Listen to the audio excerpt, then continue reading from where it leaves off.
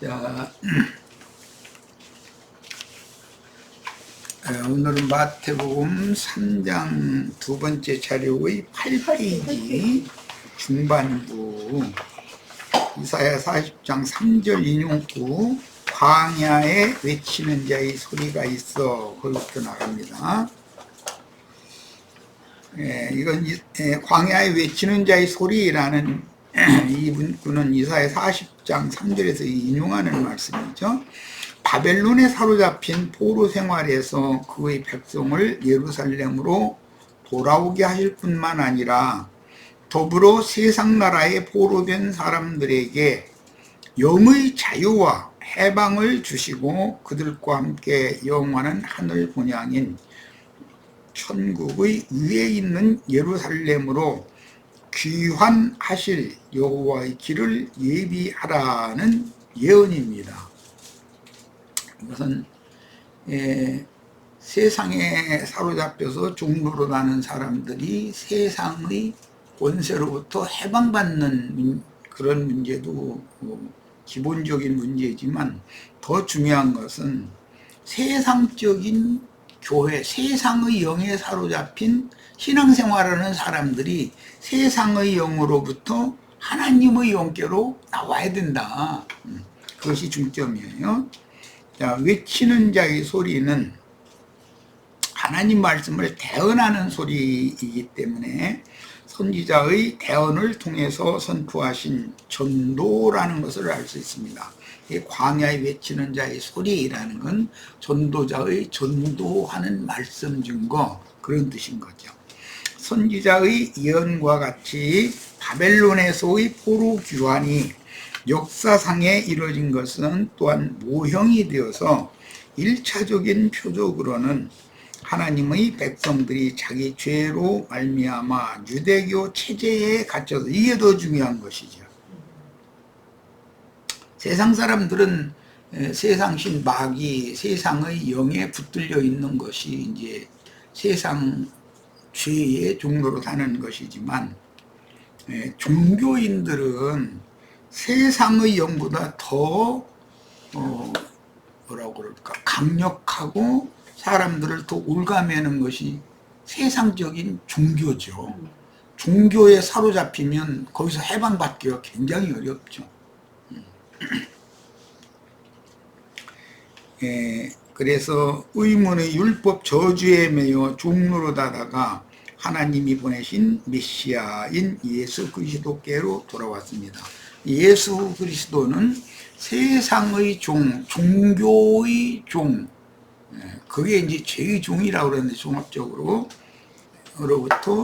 그런 신분으로부터 자유를 줘서 해방해주는 해방자로 오신 것이죠.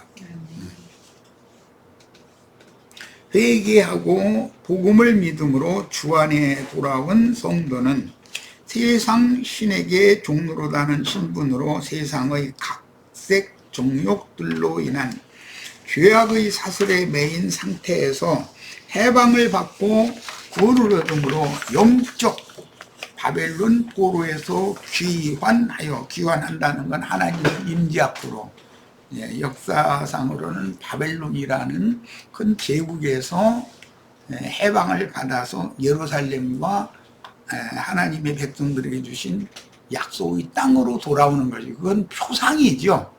이것은 세상과 세상의 그 종교적인 관념으로부터 해방을 받아가지고 참 자유를, 그 양심의 자유를, 신앙의 자유를 주러 오신 그리스도께로 돌아오는 것을 상징한 것이다.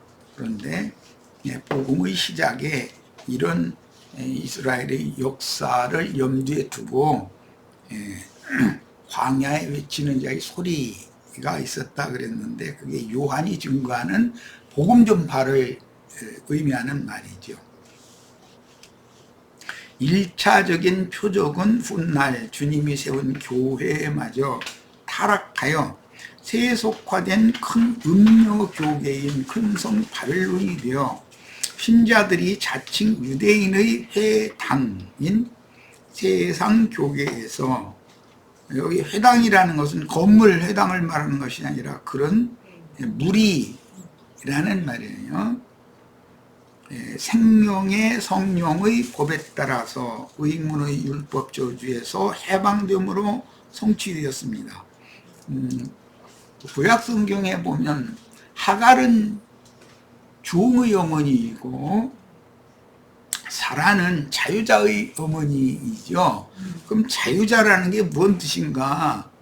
죄에서, 세상에서, 율법의 저주에서 해방받은 사람을 의미한다 그런 말이에요. 이것이 이스라엘의 역사에서는 아시리아나 바벨론에 사로잡혀간 하나님의 백성들이 때가 찼을 때 해방받아서 예루살렘과 본토로 돌아오는 것으로 상징이 되었는데, 이것은 하나의 역사적인 표적이고 실제로는 우리의 신앙 양심과 마음의 그 정신세계가 세상과 모든 율법의 저주와 죄의 권세에서부터 해방받아서 해방시켜 주신 그분 예수 그리스도 안으로 돌아오는 것을 상징한다. 예수 그리스도 안으로 돌아온 사람들이 구원받은 사람들이죠. 전도의 말씀을 청결함을 받은 영으로 듣고 마음의 믿어짐으로 신앙 양심이 참 자유를 얻고, 여기 참 자유라는 건 세상에서도 무슨 그 집회 결사의 자유가 헌법에 이제 그런 게 보장이 되죠. 그것은 뭐냐?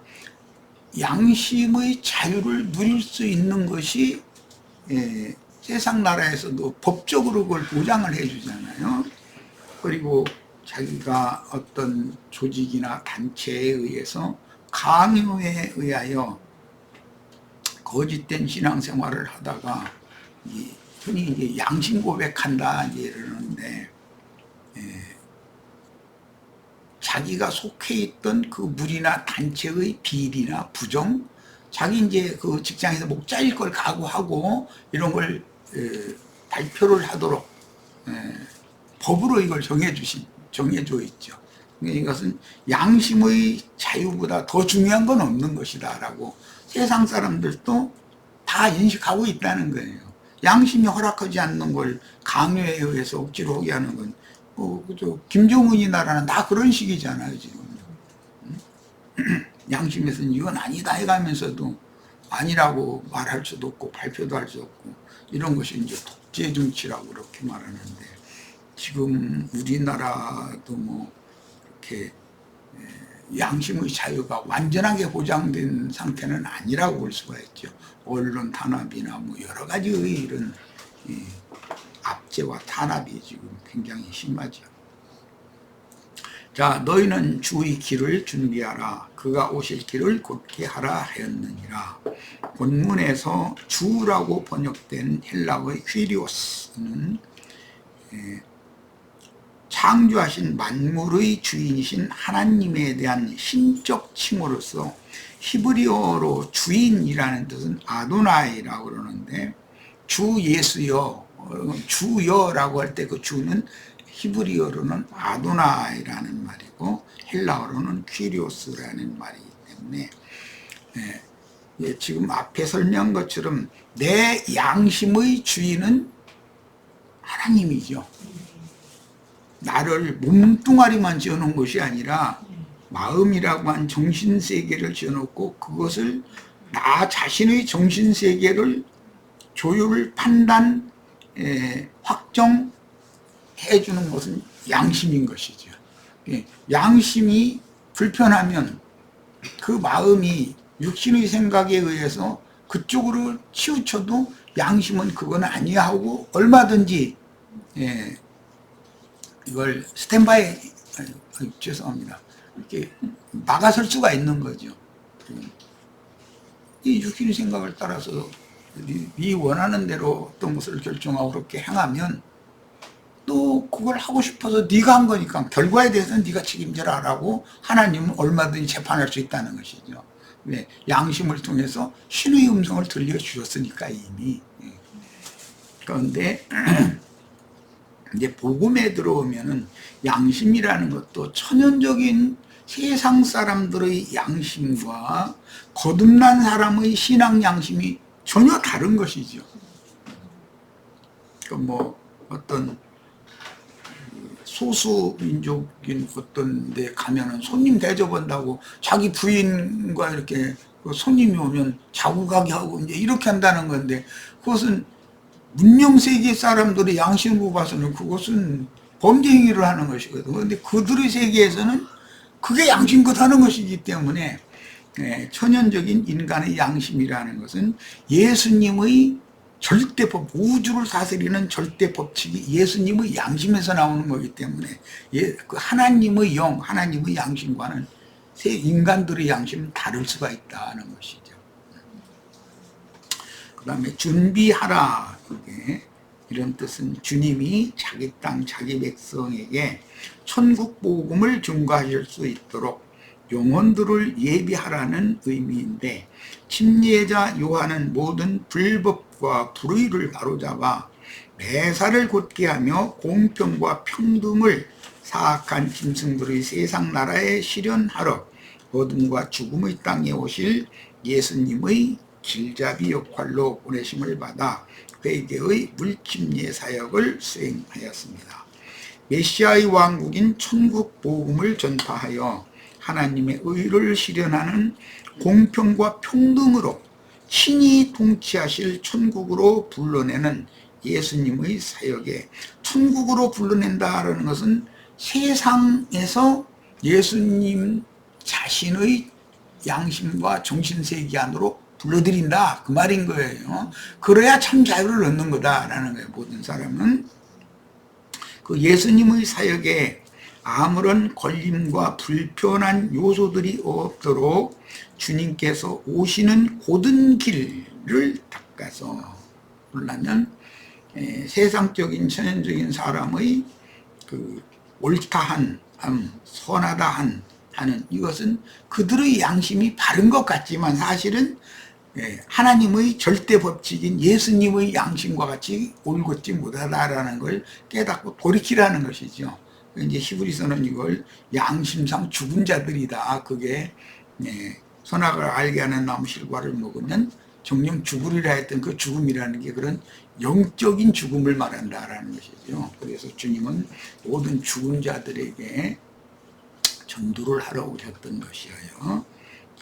천연적인 사람은 자기 양심이 바르다고 생각하고 자기 기준이 절대적이라고 생각하는 사람은 하나님을 의식하지 않는 사람이고, 절대자인 하나님에 대해서 무시하는 사람이고, 이런 사람들이 이제 유명한 히틀러 있죠. 자기 양심은 온 세계를 다스릴 만한 절대 그 기준이 되는 것처럼 그걸 굉장히 강조했다는 거거든요. 그런데 독재자는 항상 자기의 그 견해, 자기의 주장은 절대적인 것이라고 이렇게 착각을 하는 것이거든요. 다른 사람이 말은 안 듣죠. 이제 그런 사람이. 평탄한 평지의 마음이 되도록, 평탄한 마음이 되도록 준비하는 선구자로 침례자 요한이 우주의 절대 기준이 되는 절대 법으로 다스리실 그리스도가 오시는 길을 준비하는 역할을 요한이 했다. 이것이 회개하라 천국이 가까이 왔느니라 라는 외침이다 라는 거예요. 그러니 세상 나라의 모든 굽은 것들인 불의, 불법들을 은밀하게 행하여 자기들이 배만 채우는 기득권자들인 짐승들과, 왜 짐승들이라고 그러는가? 자기 양심이 가장 바르고 자기 정신이 가장 맑은 정신이다 라고 생각하는 사람들이 그게 다 짐승들이죠. 사실은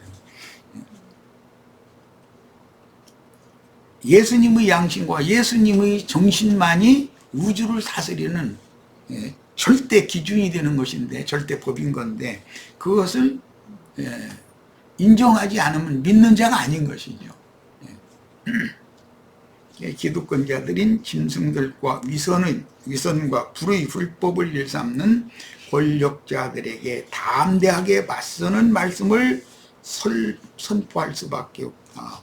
하나님의 영의 감동을 받고 하나님의 보내심을 받은 증인, 광야에 외치는 자의 소리로 보냄을 받은 요한은 당연히 그 육신적으로 보면 그도 사가랴의 아들이니까 혈통적으로는 율법 제사장 직분을 이어받아야 되는 사람이잖아요. 그런데 그 율법 제사장 제도나 그들의 언행, 생각, 말 모든 것들이 하나님의 옳음과는 너무 맞지 않다라는 것을 깨달았기 때문에 광야로 나와서 세상의 모든 기득권을 다 놔버리고 내려놔버리고 광야로 나와서 이렇게 외쳤던 것이죠. 이런 사람을 하나님이 보낸 사자다 이렇게 말하죠. 반면에 당세에 낮고 비천한 자들에게는 회개하고 복음을 믿어 주님의 메시아 왕국인 천국에 침노하도록 길을 닦는 사역을 수행하다가 사악한 땅의 짐승, 땅에서 올라온 짐승, 그때 당시에는 헤롯이었죠. 에 의해서 목베임을 당하여 불말들이 이끄는 불수레를 타고 회오리 바람에 의해서 하나님의 영광 앞으로 그 영혼은 요한의 영과 예수, 요한의 정신은 육신은 죽임을 당했지만 하나님의 세계로 데려감을 받았다. 이것은 엘리야가 죽음을 보지 않고 승천하는 것을 실현한 것이죠. 성취한 것이죠. 자, 말라기 4장 5절로 6절 봅니다. 보라, 여호와의 크고 두려운 날이 이르기 전에 내가 선지자 엘리야를 너희에게 보내리니 그가 아버지의 마음을 자녀에게로 돌이키게 하고 자녀들의 마음을 그들의 아버지에게로 돌이키게 하리라. 돌이키지 아니하면 두렵건대 내가 와서 저주로 그 땅을 칠까 하노라 하시니라. 제사장의 직무라는 것은 타락한 죄인들을 회개시켜서 하나님께로 돌이키게 하고 죄인들을 버리고 떠나셨던 하나님을 그 죄인들에게로 와서 용서해 주시도록 그 회개를 받아주시도록 하는 중재 역할을 하는 사람이 제사장이죠. 여호와께서는 침례자 요한의 사역을 통해서 자기 땅의 자기 백성들에게 오실 때 하늘 아버지 말씀과 함께 오셨으며 엘리야의 영과 능력을 받은 사가랴의 아들이 광야에서 외치는 자의 소리로 주에 오시는 길을 준비하게 하셨습니다. 이것은 뭐 고대 사회 그 황제 또는 그 왕의 시대에는 왕이 어디를 이렇게 가려면 앞에 전배라는 걸 둬서 길을 닦는 역할을 하죠. 다 이게 길 양쪽에서 이게 일반 백성을 엎드려서 왕이 지나가는 왕의 얼굴 함부로 쳐다보지 못하도록 이렇게 하고 그렇게 하죠. 이제 그 전배의 역할을 하는 사람들이 오늘날은 대통령 뭐 경호실이라고 그러죠. 그 경호실 직원들은 대통령이 어디 갈 때 앞서 가면서 뭐 지금은 뭐 그렇게는 않지만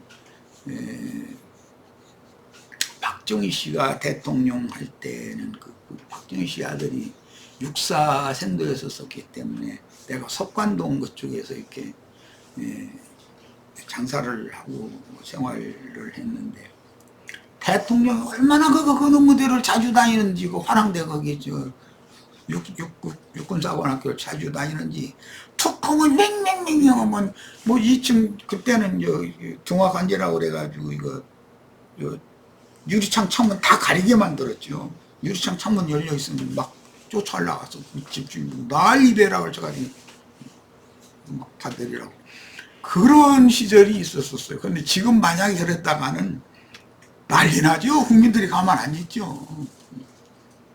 그런데 이제 그거는 유리창 열어놓고 있다가 차 지나갈 때 이제 무슨 뭐 총을 쏜다든지 뭐 어떻게 해서 위해를 가할 수 있기 때문에 이제 그렇게 그런데 경호를 좀 무리하게 했었죠 그 시대에는. 그런데 또 하늘 소리까지 나오는데, 그 시대에는 또 그렇게 하는 것을 모든 국민들이 너무 당연한 걸로 그냥 수용하고 받아들였죠. 지금은 만약에 지금 그렇게 하면 어림도 없죠. 자, 그게 이제 그가 오실 길을 곧게 하라, 평탄케 한다, 뭐 이런 종이 그 왕이 임하시는 길을 닦는 이런 것은 고대로부터 왕이나 황제가 어디 출타해서 어디를 이동할 때 꼭 있었던 일인데, 그런 것을 그 인간 문화를 염두에 두고 이런 말씀이 나온 거예요. 본문에서 곧게 한 오실 길, 이건 히브리어 메실라라고 하는 이 말은 곧게 뻗은 평탄한 대로라는 말에서, 오늘날에는 고속도로라고 그러죠. 고속도로. 그냥 꽉 뻗어 있는, 우리나라 뭐 경부고속도로도 한동안 이렇게 곧장 뚫려 있는 길이 있지만 굽은 길도 많이 있죠. 나는 또 미국에서 보니까 길이 끝이 안 보여. 그만큼 땅도 넓지만 꽉 이렇게 길을 내가지고 이렇게 해놨더만. 그런 것이 그게 인용된 오늘 말씀인데, 주님이 오실 땐 그런 굴곡진 길이나 스미진 길이나 이런 데로 오시지 않고 곧은 길로 오신다. 그러니까 이 말은 주님은 공의롭고 공평한 분이다. 만인에게 조금도 굽거나 감추거나 멀게 숨기거나 이런 것이 없는 분이다라는 그런 뜻인 것이죠. 이제 우리 뭐 특히 이제 여기 이제 공무원들이 있는데, 공무원들은 뭐 당연히 곧은 길로, 바른 길로 인생 경영을 해야죠. 그건 뭐 일반 국민들보다도 더 곧고 올곧고 바른 그런 신앙 양심과 정신을 지켜야만 되는 거죠. 일반 백성들이 본이 되는 사람들이 공무원이니까.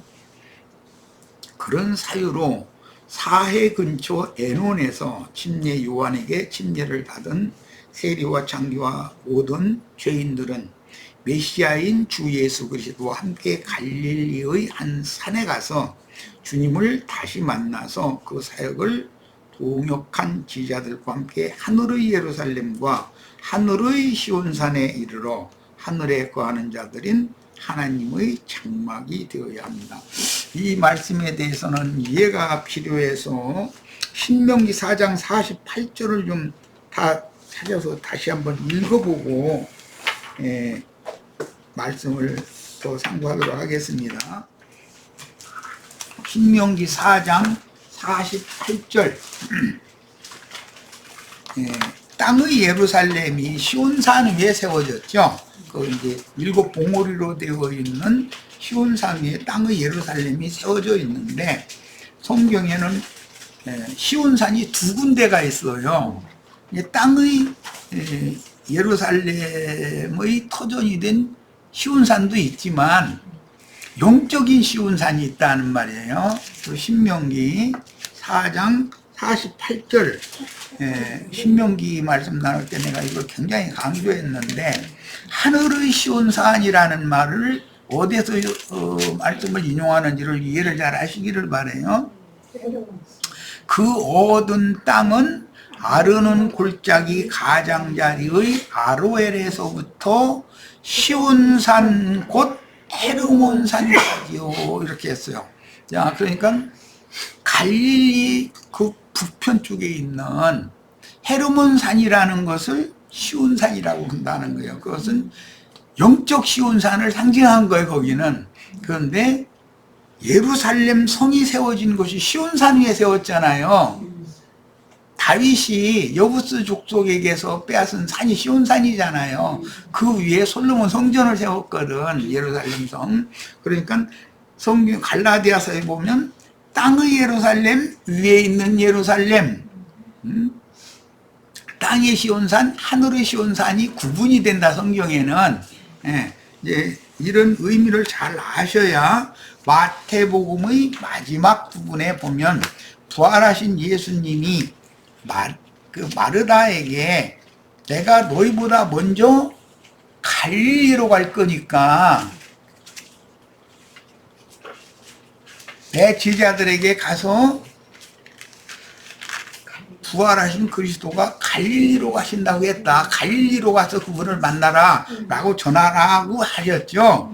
그런데 그 28장 말미에 보면 갈릴리의 한 산에 이르러서 주님을 거기서 봤다 이렇게 돼 있어요. 그러면 갈릴리라는 것은 마태복음 5, 6, 7장 그게 높고 큰 산에 올라가서 예수님이 제자들을 앞에 놓고도 천국 헌법이라고 하는 마태복음 5, 6, 7장이지 그것을 선포를 하셨죠. 그 산이 하늘의 시온 산을 상징하는 헐몬산이다 이거예요. 헐몬산. 이제 이런 것을 알고 지리적인 그 위치도 알고 마태복음을 읽어야 돼요. 마태복음 28장 마지막에 보면 부활하신 예수님은 제자들을 갈릴리의 한 산으로 모아가지고 거기에서 영의 말씀을 이제 성령이 되신 주님이니까 다시 선포를 해가지고 제자들을 땅끝까지 파송을 하셨잖아요. 그러니까 그 하늘의 시온산에 대해서 잘 이해를 하시기를 바라요. 자, 시편 84편 5절 주께 힘을 얻고 그 마음에 시온의 대로가 있는 자는 복이 있나이다. 여기 시온의 대로 이렇게 할 때 마음에 시온의 대로가 있다고 그랬으니까 땅의 예루살렘이 세워진 시온으로 올라가는 대로를 말하는 것이 아니죠. 이제 시편에 보면 성전에 올라가는 노래, 시온에 올라가는 노래라는 그런 제목들이 많이 나오는데 이것은 시온의 대로라고 하는 이 대로 이야기는 내가 그 민수기 때 팔레스타인 땅은 남북으로 연결되어지는 큰 길이 3개가 있는데 해안길이 시중에 비하면 해안길이 있고 그건 애굽으로 내려가는 길이죠. 그 다음에 팔레스타인의 중심에 지금 하늘의 시온산이라고 하는 헐몬산에서부터 갈릴리 바다를 거쳐서 요단강으로 쭉 흘러내려서 사해 바다라고 하는 데서 마무리가 되는 그 물이 흘러내리는 강이 있는데 그 강 좌우에 길이 있다 이거예요. 위에서 내려오고 아래에서는 올라가는 것이죠. 사해라는 건 죽음의 바다라는 거잖아요. 예. 사람의 심령이 다 유대교인들은 죽음의 바다에 있는 거예요. 그래서 요한이 침례를 할 때 사해바다 근처 에논이라는 곳에서 거기서 육체는 죽고 영은 부활돼서 이제 오른편 길로 그 족장의 길이라고 그러는데 이제 이스라엘 중에서도 이기는 자들 족장들만 다니는 길이란 말이에요. 거기 이제 이 길로 하늘의 시온산에 올라가도록 이렇게 내려오는 길, 올라가는 길이 강 좌우로 이렇게 있다는 거예요. 그걸 이제 족장의 길이라고 그래요. 그런데 우리들은 예배당 다니는 사람들처럼 그냥 세상에서 잘 먹고 잘 살고 그거는 뭐 해안길이죠. 해안길로 가는 사람들이잖아요. 애굽으로 내려간 사람들이니까 그 길이니까. 그러나 우리는 족장의 길을 가야 된다 이게요. 예수님이 요한에게 침례를 받으러 사해 근처의 에논이라고 하는 곳까지 내려가셔서 요한에게 침례를 받고 이제는 올라가시죠. 어디로 가요? 헐몬산, 하늘의 시온산으로 올라간단 말이야. 이제 그런 길이 있어요. 그리고는 이제 동편 쪽에는 이쪽 해 뜨는 곳이라고 생각했던 동방 쪽의 문물을 애굽 쪽으로 가서 장사를 이렇게 하는 그 대상들, 약대 때를 이게 모아서 다니던 대상들이 다니던 왕의 대로라는 것이 있어요. 그건 세상 왕의 대로인 것이지 그게 우리들이 말하는 왕 중에 왕이신 예수님의 대로는 아니죠. 이제 이런 그 팔레스타인 땅에 큰 대로가 3군데가 있다라는 것도 우리는 이제 지리적인 것도 염두에 두셔야 돼요. 자, 마태복음 3장 4절. 이 요한은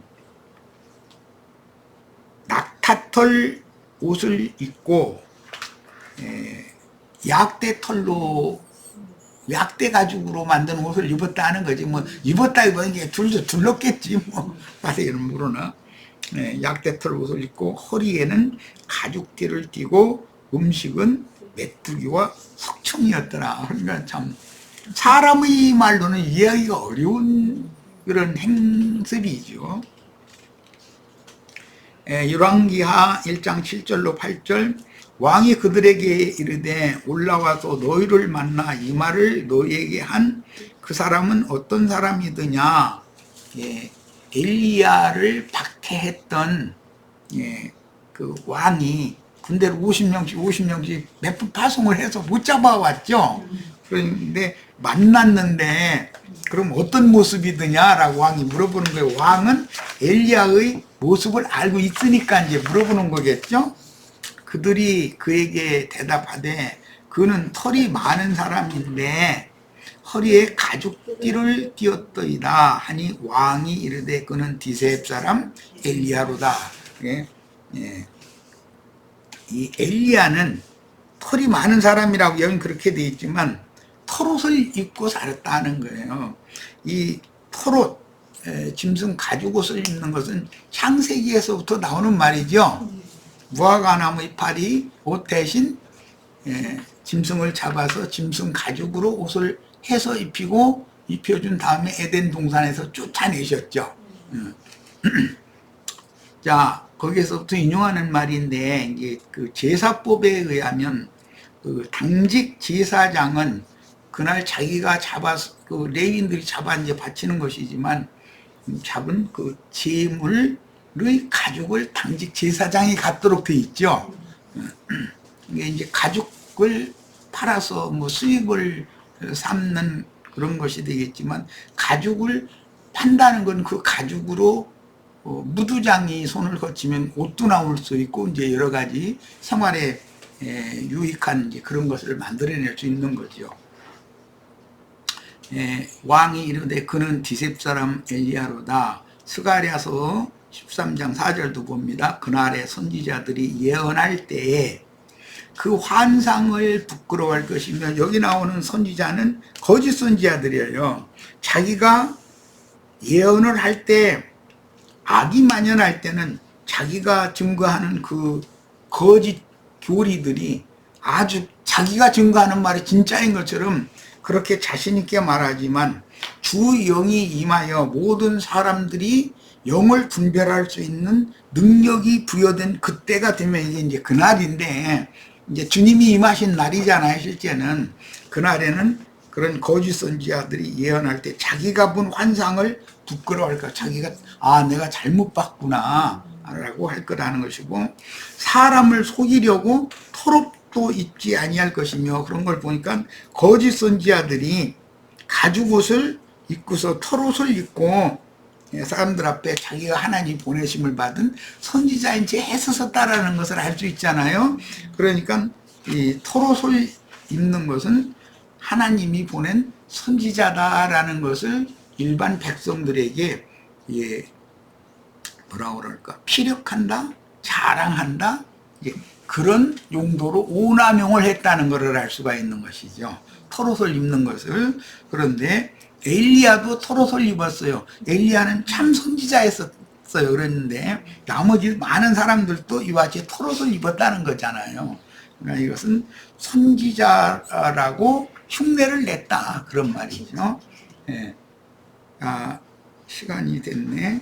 자, 그럼 잠시 쉬었다가 이어가도록 하겠습니다. 이거 남은 거 많은 것 같네.